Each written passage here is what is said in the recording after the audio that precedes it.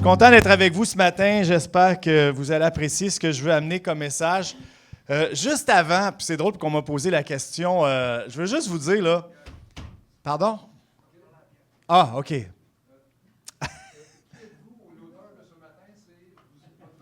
Attends, je vous dis ça, là, à l'instant. Vous avez lu dans mes pensées, cher ami. Je ne suis pas un pasteur. J'ai été ancien. Bon, OK, je m'appelle Marcel Vaillancourt. Pour ceux qui ne me connaissent pas, je suis le mari de Cathy Renzella. Je suis la fille, oui, de Maria et la belle-fille de Robert, Feu Robert. Puis les gens disent toujours ça, pasteur Marcel, mais je ne suis pas pasteur. Puis j'ai été ancien à Sans Frontières pendant 9 ans, puis on a ouvert une église à Montréal-Nord et j'ai agi comme pasteur, mais j'ai jamais été chercher mes papiers parce que il y avait des gens dans l'Assemblée qui pouvaient faire des mariages, qui pouvaient faire, officialiser des funérailles, tout ça. Donc, je me suis dit, j'ai pas besoin de ça. Moi, j'ai fait ma théologie, du titre, je parle. Là. J'ai fait ma théologie, vous allez trouver ça drôle, parce que ça fait 52 ans cette année que je suis à l'Évangile. Et puis, j'ai grandi comme dans une église Pentecôte, avec Mario Mascotte et Raymond Lemaire et toute cette famille-là. D'ailleurs... Marielle et Pierre, on se connaît depuis 76, 15? À peu près, hein, c'est ça. Il y a un groupe de gens qui sont arrivés dans ces années-là à l'Évangile. Puis j'ai grandi avec eux. Puis ma théologie, je l'ai faite avec les presbytériens, avec le Ligonier Ministry, R.C. Sproul. Donc, c'est tout un mélange, presbytérien, pentecôtiste. C'est le fun, c'est bon pour la foi. Et je vais vous expliquer un peu comment fonctionne mon cerveau, si vous êtes capable de me suivre. J'ai jamais été diagnostiqué parce qu'on ne diagnostiquait pas les TDAH dans mon temps. Là. Ils nous mettaient dans un aile spécial. J'étais allé à Gérard Filion à Longueuil. C'est le trouble du déficit de l'attention hyperactif. Moi, je résume ça. Est-ce que vous avez déjà vu un chien qui voit un écureuil? Hein? Vous avez beau y dire n'importe quoi, il est beau. Il part après l'écureuil. Bien, dans ma tête, ça marche un peu comme ça. Et puis, je parlais avec mon ami Pierre Riendeau, je pense que c'était la semaine passée ou la semaine avant, je ne me souviens pas. Puis là, tu es prête pour ton message? Oui, parce que j'avais prêché ici sur quand Jésus répond aux apôtres. Dans Matthieu 24, 25, les apôtres disent « Quand est-ce qu'on va voir les signes? Quels seront les signes de ton avènement? » Donc, ils posent une question précise. Puis Jésus, la première réponse qu'il leur dit, c'est « Prenez garde que personne ne vous séduise. » C'est drôle, hein? On aurait pensé qu'il... Ah, faut que je reste... ça... Squirrel, hein? Écureuil, là, ça va être difficile. La prochaine fois, je vais mettre mes bottes de ski, ça va être plus difficile à bouger. Donc, OK, je reste là, je vous regarde, ceux qui nous regardent. Et puis, j'ai dit, oui, pas de problème, je vais continuer dans la série « Prenez garde que personne ne vous séduise ». Puis là, cette semaine, eh bien, je me suis dit, wow, c'est parfait, la série « Prenez garde ». Mardi matin, après mon temps de dévotion, j'étais comme super joyeux après avoir chanté, loué la parole. Je dis, coudonc, je suis vraiment béni d'être heureux, moi. Je suis un gars de bonne humeur. Je suis un gars heureux. Rarement la baboune, là. Je suis grognon, par contre, là, mais je suis rarement la baboune. Je suis plutôt côté heureux. Fait que là, je dis, Seigneur, c'est vraiment... Je te remercie d'avoir mis cette joie en moi. Puis là, j'ai le verset qui me vient en tête. La joie de l'Éternel est votre force. Fait que là, je m'en vais voir dans la Bible. C'est après que je pense qu'il avait retrouvé les livres, hein, la loi de Dieu, puis là, il lisait ça, puis le peuple, eux, était triste parce qu'il n'accomplissait pas, il avait vu à quel point qu'il était loin de la loi de l'Éternel. Puis là, je ne sais pas si c'est Néhémie ou Jérémie ou Esdras qui dit « Hey, arrêtez de vous lamenter, la joie de l'Éternel est votre force. » Fait que là, j'ai dit « Ah, c'est là-dessus que je prêche dimanche. » Hop, la joie, mon message, c'est ça. Je prépare un message sur la joie, je dis « Ah, ça va être le fun, les gens vont aimer ça. » Et puis, fait que là, c'était hop la voix, la joie de l'Éternel est votre force. La joie, ça l'égale un peu anti-stress. Hein? Quand on est joyeux, on est rarement stressé. Fait que là, je réfléchis là-dessus. Anti-stress égale le message que j'ai fait à mon église en début d'année. Je vais aller voir qu'est-ce que j'ai fait comme message. Fait que là, j'ouvre mon ordi, je m'en vais voir là-dedans. Puis là, je me dis, ah oui! je regarde le message, je vois, c'est bon ça comme message. Puis une partie de mon message, j'expliquais pourquoi j'étais jamais stressé.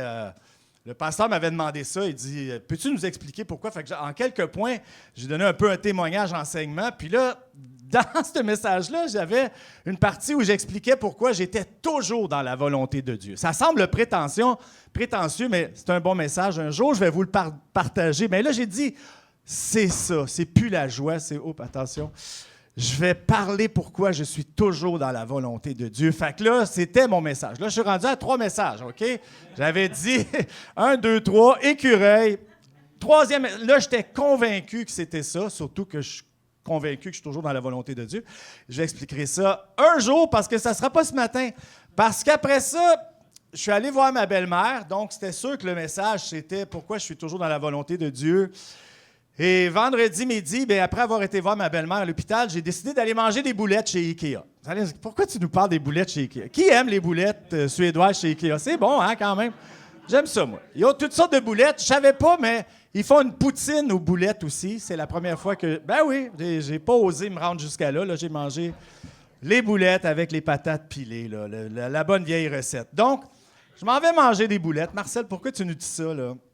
Là, je suis seul, évidemment. Fait que là, j'ouvre mon téléphone, puis je vais réviser mon message de dimanche, tu sais. Puis là, j'étais en train de relire, puis je vois que Romains 12, 2, 3 revient souvent dans mon message. Puis là, je vais voir. C'est « Ne vous conformez pas au siècle présent ». Puis là, je dis « Ah, ça, c'est trop bon.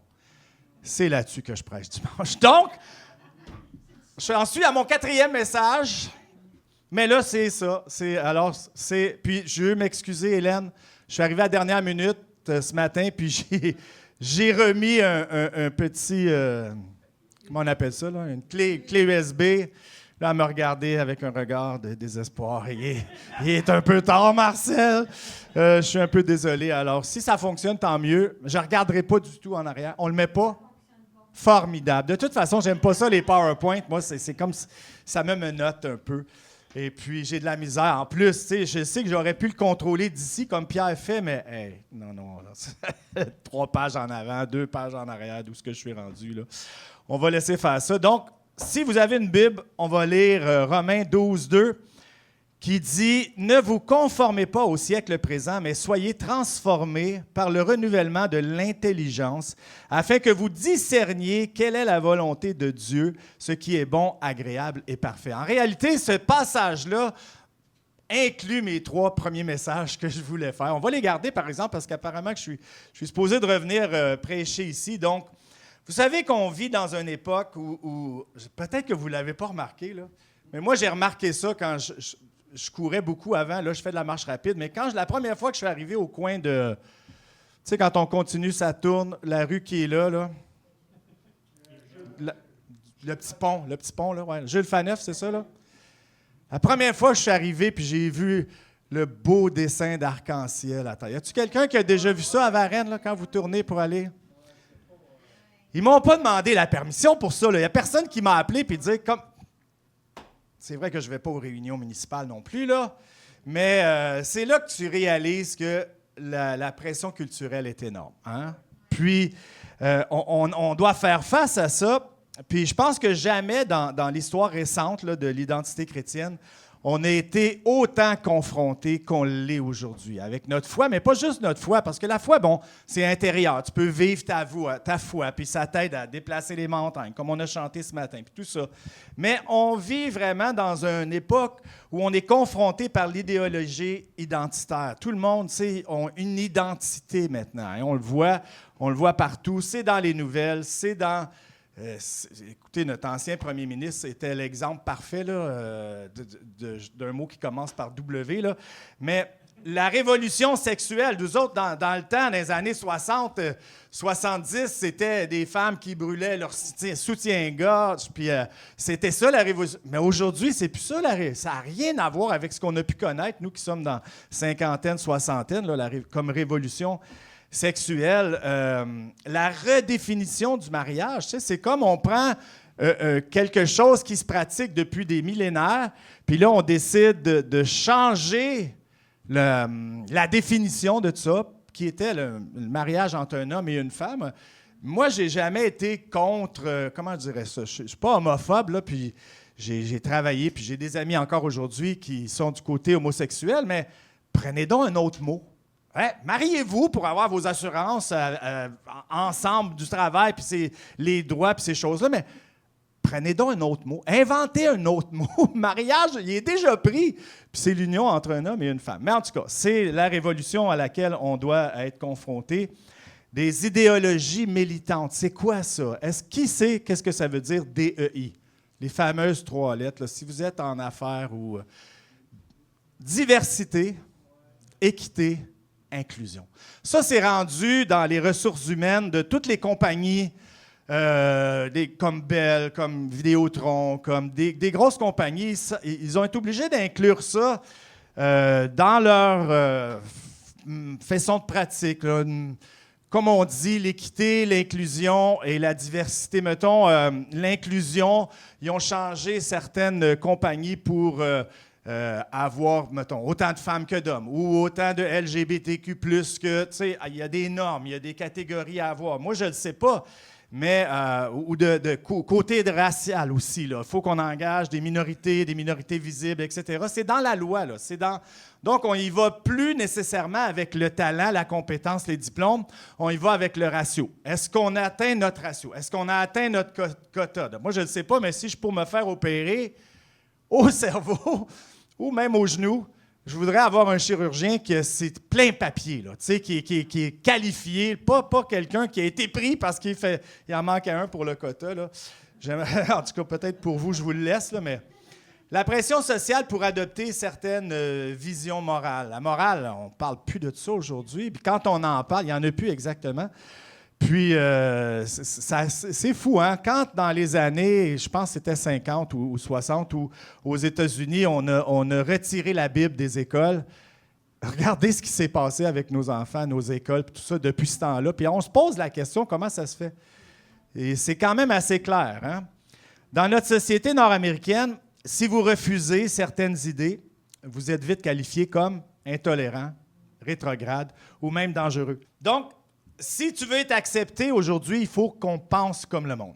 Hein? Ça dit, si tu veux qu'on t'accepte, pense comme nous autres, sinon, on ne veut rien entendre. Puis pourtant, je pense que c'est le meilleur temps qu'on a pour témoigner de notre foi, de l'Évangile, tout ça, parce que les gens sont tellement ouverts à toutes sortes de nouvelles affaires, bien, quand tu vas arriver, puis si tu approches avec une approche, mettons, plus spirituelle, de la spiritualité, si tu parles de la Bible comme un livre ancien, oriental, c'est pas faux, c'est un vieux livre oriental, tu sais, je veux dire, ça attire l'attention, puis il y a plusieurs façons. Moi, j'étudie beaucoup, je veux dire le mot, puis que je m'en souviens pas, l'apologétique.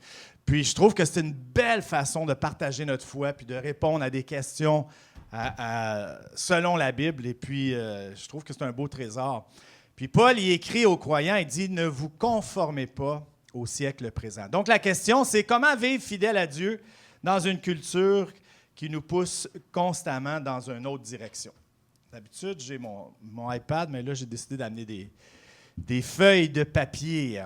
La pression qu'on a aujourd'hui. Le mot grec, quand Paul utilise ici, puis je ne veux pas le dire, je ne l'ai même pas écrit, mais je veux juste dire la signification. Je trouve ça drôle parce que souvent, les prédicateurs vont dire le mot grec, tu sais, mais c'est assez dur à dire. Hein? Puis moi, je ne parle pas grec. Puis j'étudie pas le grec, tu sais, puis des fois, dans mon message, je disais le mot grec, puis là, je le disais, je déformais totalement pour donner l'explication. Mais quand Paul dit de ne pas se conformer, ça veut dire de ne pas être moulé dans un modèle. J'ai cherché ce mot-là. Ma femme a fait des super gâteaux. Elle a fait je vous montrais des photos, là, c'est fou. Puis je pense que pour un gâteau, pour Anna, notre petite fille, c'était sur le gâteau et autour du gâteau, il y avait plein de feuilles, pas de feuilles, mais de fleurs. Il y avait des papillons, des vrais papillons, là, tu sais, sur le bout ça avait l'air vraiment d'un gâteau incroyable. Je sais pas, je pense qu'il y avait peut-être, 200, 300 petits morceaux mis sur le gâteau. Un gâteau pour Anna. Puis je cherchais le mot cookie cutter. Moi, mon surnom, c'est Cookie. Mais cookie cutter, en français, savez-vous c'est quoi le mot? Oui, c'est ça, un emporte-pièce. Qui a donné ce nom-là? Emporte-pièce. Un cuisinier français, probablement. Qu'est-ce que j'avais écrit dans mon message? Non, mais un cookie, je pense qu'il y avait le mot moule à biscuit, c'est ça. Je trouvais que c'est un moule à biscuit, ça veut dire ce que ça fait. Tu sais, je veux dire, une pâte, une fleur. Une pâte, un papillon. Une pâte. Voilà. Donc, c'est ce mot-là qui est d'être moulé dans un modèle, comme on moule la pâte avec un emporte-pièce. Je l'ai écrit pour ne pas l'oublier. Donc, Paul nous dit, le monde essaie de vous mouler. Et cela se fait par 3 grandes forces, là, puis on va les détailler. Là. La pression culturelle. La pression culturelle, c'est la culture nord-américaine. En réalité, je veux dire, les Américains attrapent la grippe, puis nous autres, on tousse. C'est comme si on était pas mal collés. Puis c'est pour ça que ça nous affecte un peu les décisions qui sont prises par le président à l'autre côté. Mais aujourd'hui, la société enseigne que la vérité est subjective. Combien de fois il y a quelqu'un qui vous a dit, parce que vous vouliez partager de l'Évangile, qui vous dit la vérité absolue, ça n'existe pas. Y a-t-il quelqu'un qui vous a déjà dit ça? C'est quoi la meilleure réponse à ça? Non, pas en tout. Désolé. Là, je sais qu'on dit dites toujours Jésus, là, c'est toujours la bonne réponse à l'Église. Ça veut dire qu'il n'y en a pas de vérité. La réponse, c'est est-ce que c'est une vérité, ce que tu me dis? Ça en est une vérité absolue. Il dit la vérité absolue n'existe pas. Il n'y a pas plus de déclaration de vérité absolue que ça, en réalité.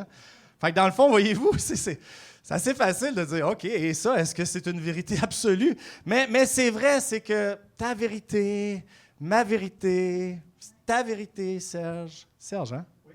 Colin. Il me fait tellement penser à Luc Gingras, lui, c'est fou. Je ne sais pas si vous avez vu un lien, là, mais c'est un bon ami, Luc. La vérité est subjective maintenant. Ça dépend comment on se réveille, ça dépend. Puis, c'est drôle, parce que ma femme a parlé à ma sœur hier, puis une de mes sœurs, j'ai 4 sœurs. On est 4 gars, 4 filles. Et puis, ma sœur, elle lui répondait, tu sais, comme, c'était quelque chose sur le pardon, puis tout ça. Puis, est-ce que tu vas...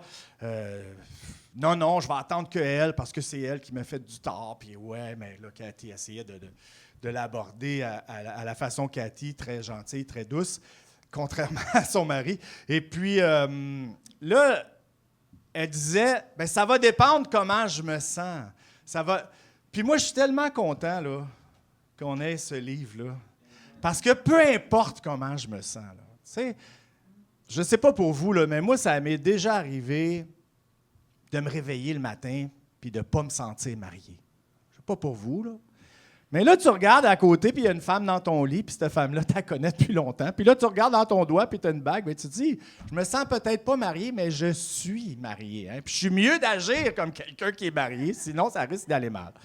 Mais c'est un petit peu ça, la vérité, ça peut pas être subjectif. Il faut que la vérité, tu sais, encore une fois, si je reviens au même médecin, j'ai pas le goût qu'il décide de prendre un drill de dentiste pour m'opérer dans le genou parce qu'il sentait que, oui, il a toujours voulu être dentiste, puis finalement, il a fini docteur. Puis au lieu d'un scalpel, il va prendre comment on appelle ça? Une drill! J'étais au garage, je vais au garage Varennes, les pneus Varennes ici, moi, pour ma voiture. Puis j'ai dit au gars, moi, je travaillerai jamais ici. Tu sais, comment ça? J'ai dit, tous les bruits, c'est des bruits de bureau de dentiste. Tu sais. Il dit, on les entend plus, ces bruits-là, nous autres. Mais c'était ma vérité. Alors, je ne travaillerai pas là. Donc, la vérité devient subjective. Chacun définit son identité. La morale est rendue personnelle. C'est bon pour toi, c'est pas bon pour moi. C'est correct, on se respecte comme ça. Les désirs déterminent ce qui est juste. C'est fou, hein? C'est comme ça que la société fonctionne aujourd'hui. Et moi, je me souviens, quand j'étais jeune, un de mes frères, ma mère, elle collectionnait, elle avait comme un livre en carton, puis tu ouvrais ça, puis ça s'ouvrait en 3, puis il y avait des trous pour des dizaines. Puis tu mettais l'année, puis là, elle mettait ça. Je pense que ça marchait par décennie, ou je ne sais pas trop quoi, ou année. Puis mon frère, le tabarouette, il avait ouvert ça, puis il avait volé les dizaines. Puis là, j'avais dit, qu'est-ce que tu fais là? C'est ta main. Pourquoi tu voles ça? Ben, dis-moi, pour moi, c'est pas voler. Hey, j'étais jeune, là, je pense que je devais avoir 6 ans. Ça m'avait frappé parce qu'il avait dit, ben pour moi, c'est pas volé. C'est dans ma famille, puis c'est ma mère. Puis, mais lui, il était convaincu qu'il ne volait pas. Là. Fait que ça ne date pas d'hier, là, ce qu'on vit aujourd'hui. Aujourd'hui, l'identité sexuelle est considérée comme fluide puis autodéterminée. Alors, puis on ne peut plus s'astiner avec ça, là, parce que c'est... Hier, je me promenais, on est allé à l'église jouer au bowling, puis j'ai mis j'ai un T-shirt acheté en Chine, puis c'est le signe d'une croix, puis c'est marqué Jésus-Christ. Tu sais. Là, j'ai dit, d'un coup, je me fais attaquer parce que c'est un peu ostentatoire. Là, je veux dire, c'est pas comme ma petite croix que ma mère avait, que je mets dans mon cou. T'sais. Puis là, j'ai dit, là, après ça, je m'en vais à l'hôpital, puis je pensais, Squirrel, hein, le fameux écureuil, ça roule toujours là-dedans. Puis là, je me dis, si jamais je mets un T-shirt avec l'image d'une caramilk, ça me surprendrait pas que quelqu'un diabétique commence à se jeter à terre, faire le bacon, puis dire « Ah, j'ai le goût de manger du chocolat, je suis diabétique, t'es en train de m'affecter. » Hein, ça peut arriver, ça, je vous le dis, là.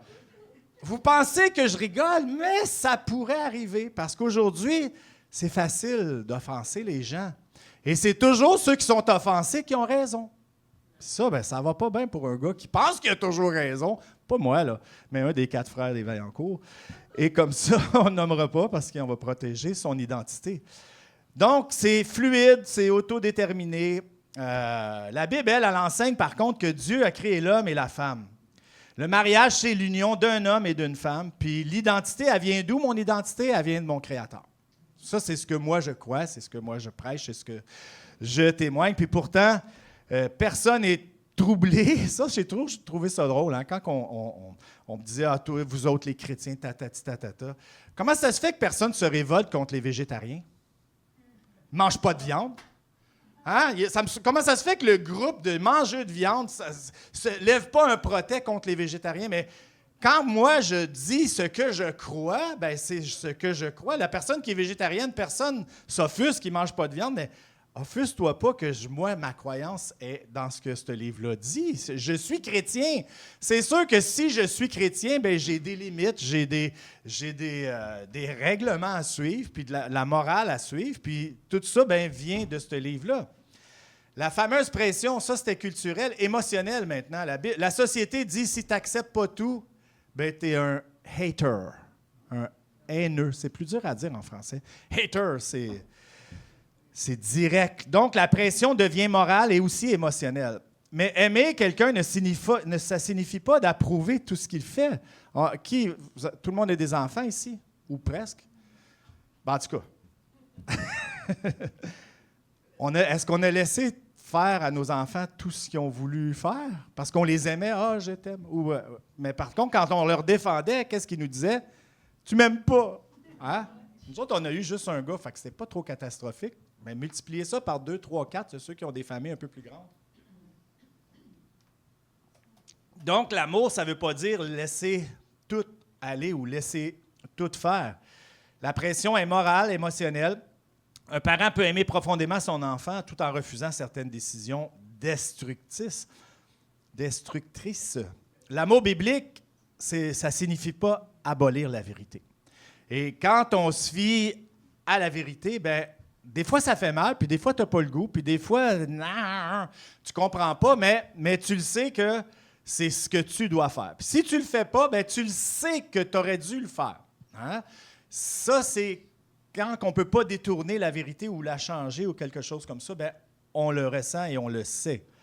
Certaines idées deviennent obligatoires à respecter quand on parle de pression sociale. Je vous ai parlé de EDI. Nous n'avons pas le droit à l'inclusion. Nous sommes des oppresseurs. Hein? Nous, quand on essaie... Puis moi, je fais très attention. Je suis interprète comme profession. Puis des fois, on me prenait pour le mois des Noirs. Donc, on m'embauchait pour faire l'interprétation en simultané, tout ça. Puis là, je leur disais, vous savez que je suis blanc, hein? Je veux dire... Puis tous les conférencières, c'était des gens noirs. Puis là, ils m'embauchaient, tu sais. Là, je suis blanc, là, je veux juste vous dire ça, puis je suis un homme, là, tu sais, un homme blanc, j'ai plus que 50 ans. Non, c'est correct, c'est toi qu'on veut comme interprète, OK, parfait, mais au cas où, là, que tu n'avais pas vu, là, il y a peut-être un autre interprète que vous auriez pu embaucher. Et certaines idées deviennent obligatoires à accepter. Sinon, on est exclu. Comment on appelle ça? On est cancellé, hein, en anglais, là. Cancel culture. Et puis, moi, je suis content je suis sur les réseaux sociaux, comme je vais vérifier Facebook, qui, dans mes amis, c'est leur anniversaire aujourd'hui pour leur souhaiter bonne fête, mais je ne publie jamais rien. Puis, un ami m'a sauvé la vie parce que j'ai comme 600-700 amis, mais j'en ai juste 3. Je vous donne un secret, là, répétez-le pas à personne.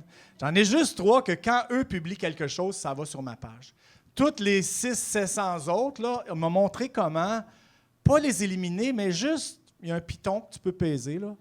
Puis quand tu publies, ça ne vient pas sur ta page. Parce que des fois, tu ne veux pas avoir ce que les gens publient sur leur page, se retrouver sur ta page. Parce que là, c'est comme si toi aussi, tu appuyais puis tu étais d'accord avec.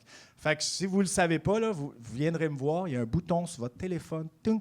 Puis le merveilleux, là, c'est qu'ils ne savent pas. En plus, ça, c'est un peu hypocrite, là. Mais ça fait la job, comme on dit. Alors, Paul, il dit exactement ce qu'il appelle le siècle présent.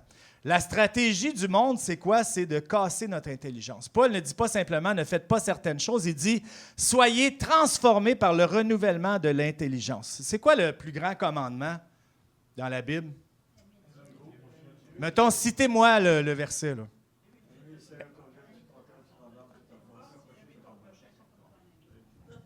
J'ai rien compris, mais c'est à peu près ça. J'en ai entendu des bouts. Aime Dieu de toute ton âme, de tout ton cœur, toute ta force, ta pensée. On oublie souvent que Dieu nous a donné une intelligence. Hein? Des fois, on spiritualise tellement les choses en tant que chrétien que ça devient mystique. Moi, des fois, je parle avec des chrétiens, puis l'Évangile qu'ils me racontent ou la vie, je la comprends pas. Je la comprends vraiment, vraiment pas. Puis, c'est pas ce que je vis, puis pourtant, ça fait 52 ans que je suis la Bible et j'ai donné ma vie à Christ, mais c'est tellement mystique, c'est tellement que... Wow, c'est vraiment space un peu, là. Puis, moi, je me souviens, Pierre, il est en prison, pas aucun des Pierres qui sont ici, là. Il en manque un, mais il est en prison, hein, puis là, ça s'ouvre, les portes s'ouvrent, puis tout le kit. Puis là, il y a du monde qui sont en train de prier, là, sont dans un appartement, ils sont en train de prier pour qu'ils sortent. Puis là, soudainement, par miracle, hein, Pierre se retrouve à l'extérieur de la prison, puis là, il ne sait plus quoi faire. Puis là, ça dit, il réfléchit. On ne voit pas ça souvent, mais il n'a pas prié. Il n'a pas invoqué, il a réfléchi. Il s'est servi de ce que Dieu lui avait donné, l'intelligence. Puis là, il dit, je vais aller voir mes amis, hein, ils savaient où ils demeuraient. Bon, bien, eux autres n'étaient pas plus fins parce qu'ils croyaient plus aux fantômes qu'aux miracles, parce qu'elle a dit, « Ah, c'est son fantôme, c'est sûr que c'est pas lui. Hein. » Je me trompe pas, hein, c'est vraiment Pierre, c'est pas Jean. OK, merci. Vous pouvez me le dire là, si je me trompe, ça arrive souvent. Écureuil. Donc, la société aujourd'hui et le monde changent les mots. La tolérance... Avant, c'était d'accepter la différence. Maintenant, c'est de valider la différence. Il y a une différence là, entre accepter la différence et valider la différence. Moi, je ne vais pas lancer de roche à personne, mais je ne vais pas embarquer dans la parade. Je ne suis pas intolérant quand je fais ça. Je respecte. Je suis chrétien. Je ne suis pas intolérant, je l'aime, puis etc. L'amour, avant, c'était de chercher le bien de l'autre. Maintenant, tu n'as plus le droit de juger, peu importe le contexte. On ne la veut pas, ton opinion. T'aimes pas. Tu es un hater. La justice, avant, c'était de traiter tout le monde équitablement. Aujourd'hui, c'est la justice sociale. C'est ce qu'on décide qui fait effet de justice. L'identité, avant, c'était une réalité biologique, familiale, culturelle. Aujourd'hui, c'est autodéfini. Alors, c'est pick your choice. C'est choisis ce que tu veux, puis ça va être comme ça. La morale. La culture actuelle enseigne le désir crée le droit, l'émotion crée la vérité, et l'identité, c'est toi qui as choisi. Tu sais, ne vous conformez pas au siècle présent. Là. C'est bien plus que de ne pas avoir des tatous. C'est bien plus quand Paul nous dit ça, puis d'être renouvelé de renouveler notre intelligence. Je trouve qu'il n'y a pas de verset plus clair pour notre société aujourd'hui, puis dans le temps dans lequel on vit. Puis ce qu'il faut savoir, là, c'est que, bon, ben moi, mon gars, il va avoir 40 ans cette année, là.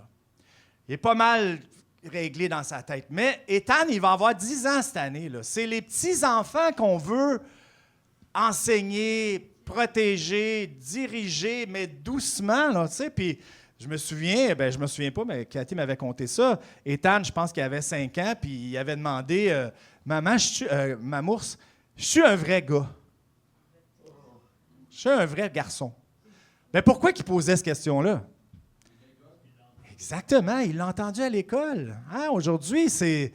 Hey, quand Nicolas il était jeune, puis il était à l'école ici, Marie-Victorin, je pense, là, il avait décidé de rentrer, je ne sais plus comment, là, des contes pour enfants, où je me suis... Cathy, elle s'en souvient, moi, je ne m'en souviens pas, mais dans ces histoires-là, il parlait du spiritisme, puis de la magie, puis tout ça. Je suis en train d'inventer ça, Cathy, ou c'est vraiment arrivé, là? J'invente pas. J'invente. Je mélange 2 histoires en même temps. Écureuil. Mais, en tout cas, les professeurs étaient prêts à laisser passer n'importe quoi. C'était pour la fin de l'année scolaire. Fin de l'année scolaire. L'événement spécial. Ils voulaient inviter un sorcier. Ah, ben voilà. Toute école élémentaire devrait faire ça quand même, inviter un sorcier. Et j'étais sur le comité de l'école et j'ai levé ma main et j'ai refuté. Voilà. Et là, une des professeurs a dit « Ah, je la crois parce qu'il est venu il y a 2 ou 3 ans. » Elle dit « Il m'a fait peur, cet homme-là. » Fait qu'en fin de compte, ils ont annulé puis ils ont invité quelqu'un, je ne sais pas si c'était de passe-partout ou whatever, mais... Pas sûr que c'est mieux, là, mais quand même. Oh, éditorial. Excusez. Merci beaucoup, Cathy. Tu me diras c'était quoi l'autre histoire après ça que je suis en train de mêler, là. C'est ça. Donc, l'identité, ça se choisit. Mais la Bible enseigne, elle, que Dieu définit le bien et le mal. Dieu définit l'identité humaine et Dieu définit la sexualité. Moi, je suis un gars archi-plate, là, parce que je suis vraiment, surtout depuis une dizaine d'années, quand j'étudie l'apologétique, si c'est pas dans la Bible, ça se tient pas debout. Je veux pas dire, là, tu sais, je parle pas des choses normales. Là. Il y a plein de choses qui sont pas dans la Bible, puis il n'y avait pas d'auto, c'est pas dans la Bible, etc., etc. Mais ce que je veux dire, la logique là, et le cadre dans lequel je me tiens, bien, si c'est pas là-dedans, c'est pas dans ma vie. Puis, loin de dire que je respecte tout ce qui est là-dedans. Là. Non. Moi, ça, c'est quand j'avais été... quand on a ouvert l'Église, je ne voulais pas me faire appeler pasteur. J'avais comme un toc, là, tu sais. J'ai rien contre les pasteurs, là, je vous aime tous. Mais j'avais fait refaire ma Bible. Ça, c'était une vieille Bible que j'avais, puis elle était tout dérenchée, déchirée, les pages tombaient. Mais je l'aimais, pourquoi? Parce que j'ai plein de notes dedans. Puis moi, je ne me souviens pas des versets, parce que de toute façon, ça n'existait pas, les versets. Des chapitres des versets, là, ça fait juste 500 ans qu'on a ça dans notre Bible. La Bible a été écrite en bloc. Je ne sais pas si vous avez déjà lu des vieilles copies de la Bible, si vous avez déjà vu ça à quelque part, là, c'est sévère, là, c'est carré, c'est toute la même gros. Il n'y a pas de majuscule, minuscule, virgule, accent. Il n'y a rien de ça. Fait que moi, pour me défendre, que je ne connais pas les versets par cœur, je dis, mais non, de toute façon, il n'y en avait pas. Ça a été inventé, ça. Puis allez voir, là, je ne vous compte pas un mensonge, c'est vraiment vrai. Donc, la culture a dit ça. Découvre qui tu es à l'intérieur de toi. L'Évangile dit « Découvre qui tu es en Christ ». C'est radicalement différent, mais ça reste quand même, c'est toi qui dois le découvrir. Oui, ma chérie. Je pense que tu vas expliquer ce qui est écrit sur ta Bible. Oh, écureuil. Hein? TDAH. Fait que je savais qu'il y avait un, comment on appelle ça, ceux qui réparent des livres, là? Un relieur. À Longueuil, très, très bon en plus de ça.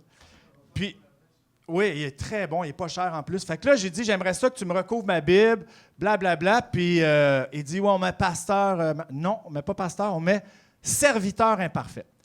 Puis, vous savez qu'il a fallu que je m'astine 15 minutes avec lui. Il ne voulait pas. Oh non, pasteur, pasteur. Non, on ne met pas ça, on met serviteur imparfait. Puis, si vous regardez la voiture orange, la seule Jetta orange qui existe, en passant, je l'ai fait râper.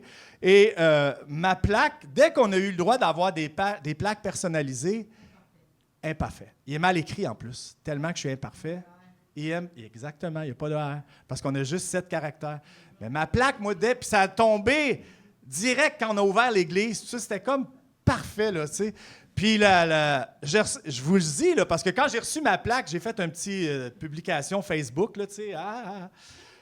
Ben, j'ai reçu pas plein, mais j'ai reçu quand même beaucoup de courriels des chrétiens me disant « Tu devrais pas dire ça, on est parfait comme notre Père est parfait. » Puis là, ils m'ont sorti des... Hey, j'ai dit « Vous êtes sonnés, vous autres, là. Vous devriez tous avoir cette plaque-là. » Franchement. Puis je me roule. Puis quand je suis allé la chercher au bureau de poste, c'était quelqu'un que je connaissais pas qui était là. C'était pas Madame Vallée. C'est pour les vieux, là. Là, j'ai dit « Ouvrez-la, je vais vous faire rire. » Là, elle ouvre ça, puis elle regarde ça, puis elle dit « Ah ben ça, c'est la meilleure que j'ai jamais vue. » Tu sais, c'est comme je suis loin d'être parfait, tellement, tellement, tellement. Mais à tous les jours, j'essaie de m'améliorer. Qui a dit « Amen », là? C'est ma femme? 43 ans de mariage.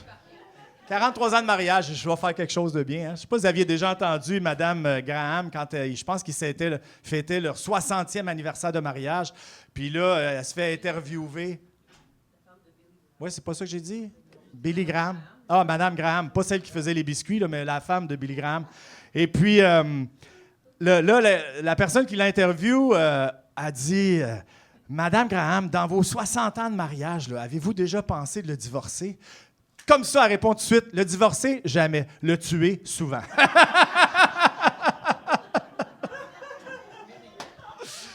Tu sais, quand c'est répondu du tac au tac, là, c'est parce que ça vient de son fond, comme disait Sonia. Et puis, on va continuer parce que je terminerai plus. La transformation chrétienne, qu'est-ce que ça fait? Le mot, là, soyez transformés, c'est métamorphoser.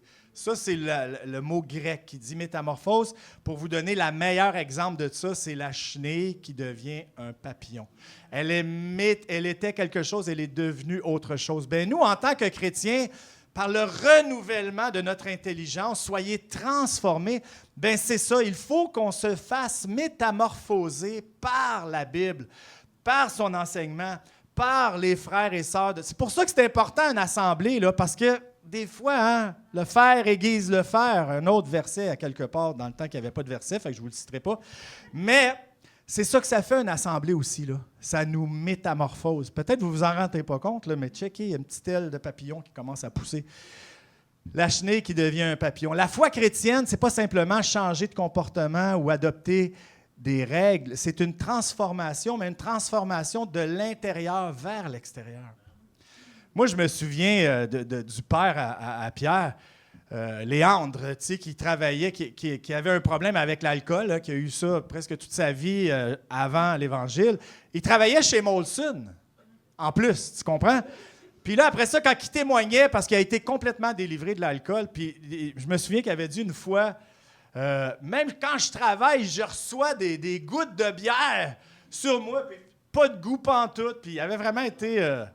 Mon beau-frère, Claude Berthiaume, lui ici, électricien hors pair, il travaillait pour Gérard. Je ne devrais pas dire ça, mais il est décédé. Alors, puis lui, parfois, là, les jeudis, en dînant, là, prenait 9 grosses bières. En dînant. 9! Puis après ça, il allait réparer des problèmes électriques, là. Puis lui, c'était le premier que tout le monde voulait avoir. Claude Berthiaume, il réparait tout. Il était top, top, top. Mais... le jour où il a accepté le Seigneur, la nuit, je devrais dire, quand il a accepté le Seigneur, c'était fini du jour au lendemain. Du jour au lendemain, plus une goutte de boisson. Après ça, plusieurs années plus tard, il s'est assagi puis il a commencé à boire du vin. Mais ça, il paraît que dans les papiers pour avoir ton permis de pasteur, c'était marqué vous ne buvez pas de bière. Ben non, je bois juste du vin. Ah non, mais tu comptes pas de menterie. Mais c'était vraiment, dans le temps, là, Claude il m'avait conté ça, on avait bien ri. Donc, c'est de se transformer de l'intérieur vers l'extérieur. La transformation se fait par quoi? Par la vérité. Jésus, dans Jean 17, sanctifie-les par la vérité et ta parole est la vérité. En réalité, là, c'est pas compliqué. Se sanctifier, ça ne veut pas dire devenir spirituel, ça veut dire de plus en plus à part. On se sépare de notre ancienne vie, on se sépare des mauvaises compagnies, on se sépare de ce que l'on sait être mauvais. Ça, c'est la sanctification, être mis à part. La parole de Dieu, elle renouvelle nos pensées, elle corrige. Quand on ment, on le ressent. C'est le Saint-Esprit qui est en nous, qui nous parle. Elle restaure notre vision de Dieu. La transformation se fait aussi par le Saint-Esprit. Le Saint-Esprit agit dans le cœur, dans la conscience, dans l'intelligence.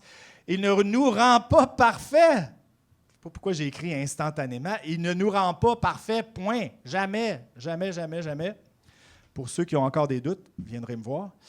Mais le Saint-Esprit, il agit dans notre vie, mais comme Cathy dit toujours, le Saint-Esprit, c'est un gentleman. Il ne vous tordra jamais le bras, là. Vous allez décider vous-même de ce que vous voulez faire, mais on ressent quand même le Saint-Esprit nous parler à l'intérieur. Il agit dans le cœur, dans notre conscience, dans notre intelligence, et puis il change notre vie progressivement. Nos valeurs vont changer, nos désirs vont changer, nos priorités vont changer. La transformation aussi, je vais un petit peu plus vite, se produit par le discernement.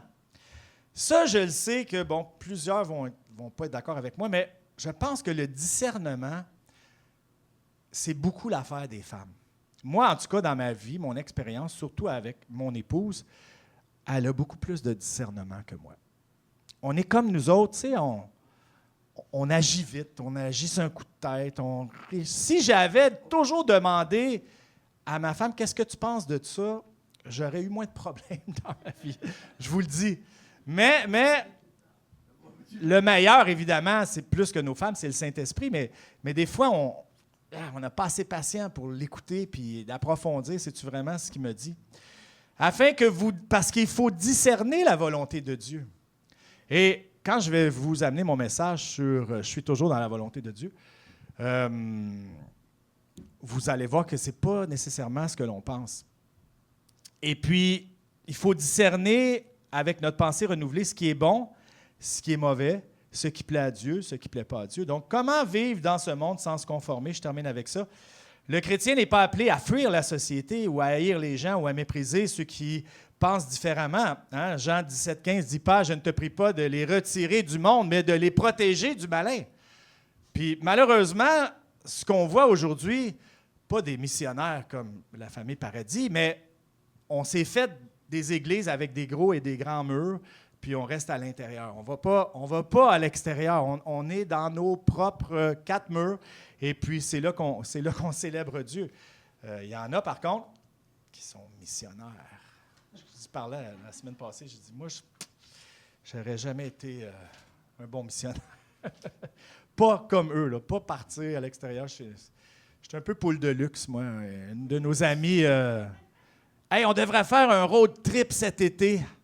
Bon, OK, on va vous suivre, mais moi, je vais y aller à l'hôtel. OK? Vous autres, vous coucherez dans votre tente puis dans votre camper. J'étais un petit peu poule de luxe. Mais, hey, Dieu, tu as du temps pour me changer encore, là.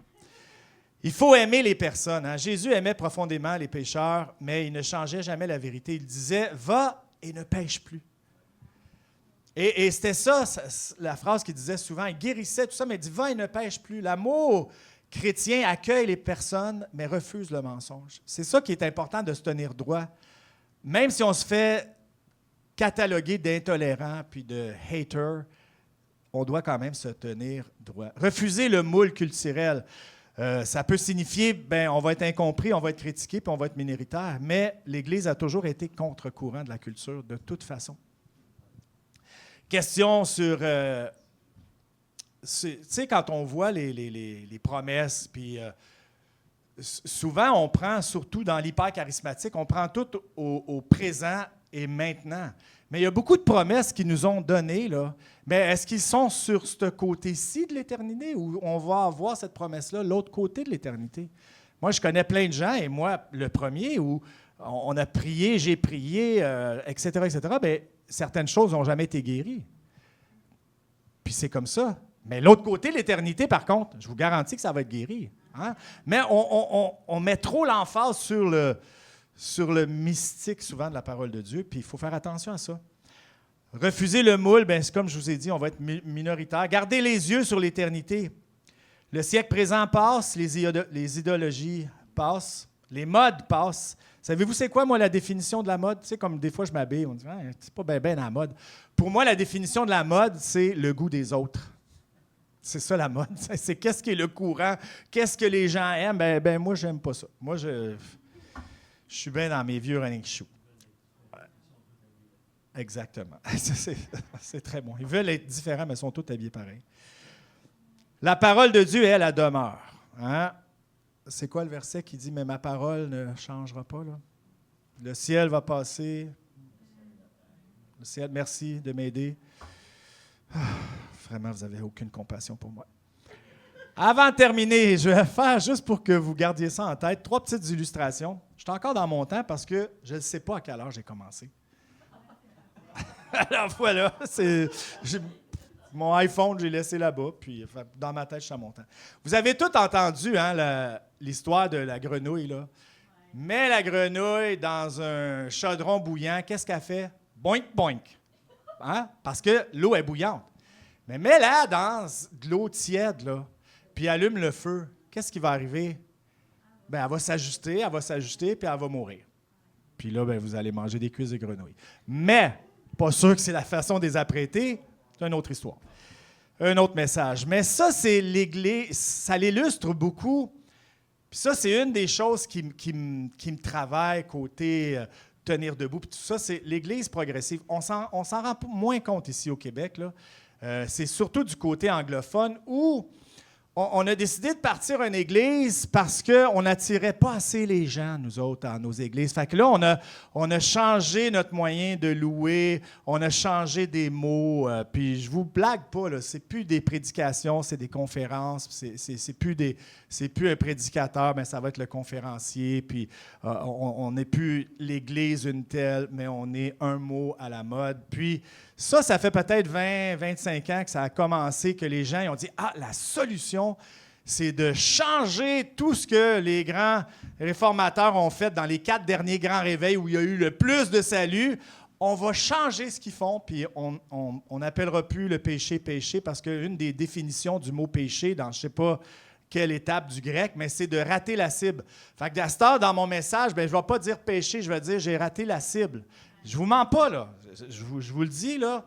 Aux États-Unis, c'est encore pire. Parce que là, on va twister le sens et l'exégèse, le fameux mot qu'on a parlé la dernière fois que j'ai prêché. Parce que on pense qu'on va attirer les gens. Pourtant, moi, je connais quelques églises comme ça et qui ne sont pas plus nombreux. Puis, il y en a qui... Ça fait 4 ans que tu vas là, puis il n'y a pas eu de salut. Puis, il y a des baptêmes. Les baptêmes, bien, c'est les enfants des parents qui étaient déjà là, qui se font baptiser. C'est correct, on peut dire que c'est un salut, là, mais moi, je me souviens, quand j'ai accepté le Seigneur, Mario Mascotte prêchait sur « Zachée, descends de l'arbre, parce que ce soir, je viens souper chez toi ». Je me souviens de ça comme si c'était hier. Ça fait 52 ans. Et puis, la façon qu'il avait amené l'appel, j'ai 12 ans, là. Je connais rien dans la vie, même encore aujourd'hui. À 65 ans, ma chérie, je connais rien dans la vie. C'est une question d'année, je vous expliquerai ça. Et puis, mais pourtant, j'ai donné ma vie au Seigneur, puis j'ai l'impression d'avoir reçu quelque chose en 74, le 30 octobre, je pense. Et puis, on prêchait sur le péché, on prêchait sur la sanctification, on prêchait sur... Et les gens, bien, étaient repentants. Tu ressentais le besoin de te repentir devant un si grand miracle. Mais la grenouille dans l'eau chaude, là, je connais quelques églises qui sont comme ça, puis un jour, ben, ils vont mourir comme la grenouille. Elle ne remarque pas le danger, la grenouille. Elle s'adapte, elle s'habitue. Puis finalement, elle meurt sans réaliser ce qui se passait. C'est exactement ce qui fait le piège progressif. Renonce immédiatement à toutes les valeurs chrétiennes, change les choses graduellement, un petit compromis, une petite redéfinition, une petite pression sociale, et tranquillement, la température monte. L'autre façon, l'illustration, c'est les fameux cookie cutters, là, les emporte-pièces. Ça, c'est quand on se conforme à la société. Donc, l'image de « on ne réalise pas », puis tout change autour de nous, puis on va finir que, quand on dit mourir, bien, on va perdre ce qu'on avait comme essence en premier. Puis le moule à biscuits, bien, c'est ça, on a tellement peur parfois d'être pointé du doigt ou d'être ridiculisé, moqué ou être annulé, cancellé, qu'on va se conformer à la société comme des moules à biscuits. On va se retrouver dans une pâtisserie. Puis, c'est ça. C'est pas la fin qu'on veut avoir. Dans la cuisine, on l'utilise, le moule à biscuits, mais c'est le moule qui définit la forme. N'oubliez jamais ça. Hein? Je veux dire, il n'y a jamais elle faisait ces patentes-là avec, comment ça s'appelle, ta pâte? Non, mais ce qui devenait une fleur, là, c'est ta pâte. Là. Le fondant. J'ai jamais vu, moi, un fondant dire à Cathy, non, je vais être un papillon, je ne veux pas être une marguerite. Et quand on est moulé par la culture, bien, on ne décide plus rien. Là. On est moulé, on a accepté. Puis, je ne sais pas si vous avez déjà entendu cette histoire d'un vieux poisson qui est dans l'eau, puis il croise deux jeunes poissons. Puis là, il dit, puis comment est l'eau aujourd'hui? Puis là, il continue, puis l'autre poisson, il regarde son chum, il dit, c'est quoi l'eau? Parce que ça faisait tellement longtemps que pour eux autres, ils n'étaient pas dans l'eau. Si je veux dire, ils étaient. Puis souvent, la culture va nous influencer d'une façon invisible. Quand ça ne nous choquera plus de voir les couleurs, là, les couleurs de l'arc-en-ciel, là, c'est Noé. Là. C'est pas LGBTQ+, qui ont inventé ça. Là, c'est après le déluge. Dieu a mis un signe dans le ciel pour plus jamais détruire la terre de cette façon. Là. Je veux dire, c'est là que ça vient. Là. Il y a plein d'affaires qu'on voit dans la société aujourd'hui. Ça vient de là. Ça vient la morale, nos codes, nos lois, toutes ces choses-là descendent de la parole de Dieu. C'est quoi l'eau? Pourquoi? Parce qu'ils vivent dedans depuis longtemps. Nous sommes exactement comme ces poissons. Et Tan, qui a 9 ans, 10 ans, là, l'Internet, là, lui, c'est un téléphone cellulaire. Lui, tu dis un téléphone filaire à roulette, là, Contempra vert. Hein? Ça, c'était ceux qui avaient riche. Là, il t'a fait un peu comme ça. Puis... Mais il ne connaît pas ça, lui. Hein? On voit des reels, des fois, c'est assez drôle. Et ils montrent des objets comme un fax à quelqu'un. La personne n'a aucune idée. Ou il donne un vieux téléphone, il dit « Appelle ton ami à roulette ». Elle ne sait pas comment. Elle a toujours, même pas tic-tic-tic. Hein? C'est recall. Puis moi-même, le numéro de mon gars, il a le même téléphone depuis, je ne sais pas, peut-être 20 ans, puis je ne le sais pas. Pourquoi? Parce que il est sur mon téléphone. Bien, les jeunes, la jeune génération, là, pour eux autres, c'est du normal. Ils ne se rendent pas compte qu'ils sont là-dedans. Donc, on est entouré par les médias, les réseaux sociaux, les films, les universités, les idéologies dominantes. Et souvent, on ne réalise pas l'influence de la culture sur notre pensée. Et je termine avec, Paul ne dit pas « combattez le monde par la colère ». Non, il dit « ne vous conformez pas ». C'est une bonne chose que je termine parce que j'ai plus de pages après ça. C'est fou, hein? Je veux dire, je suis vraiment chanceux. L'écureuil, il commence à être fatigué de se sauver, là. Il ne dit pas combattez le monde par la colère. Il dit ne vous conformez pas, mais soyez transformés. Puis je vous laisse avec ces paroles. Le monde veut nous mouler, nous redéfinir, nous faire taire, mais Dieu veut renouveler notre pensée, transformer notre cœur et nous rendre capables de discerner sa volonté. Alors, nous découvrons que la parole de Dieu est réellement bonne, agréable et parfaite. C'était mon message pour vous. Je sais pas comment